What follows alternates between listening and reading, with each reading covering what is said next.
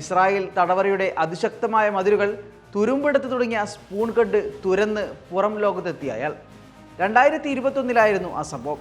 Freedom tunnel എന്നാണ് ആ operation അറിയപ്പെട്ടത്.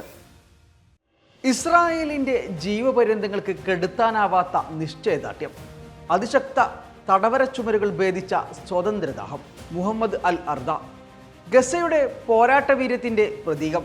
അടങ്ങാത്ത സ്വതന്ത്രദാഹം കൊണ്ട് ഇസ്രായേൽ തീർത്ത കരുത്തുറ്റ കോട്ടമതിലുകൾ ഭേദിച്ചയാൾ.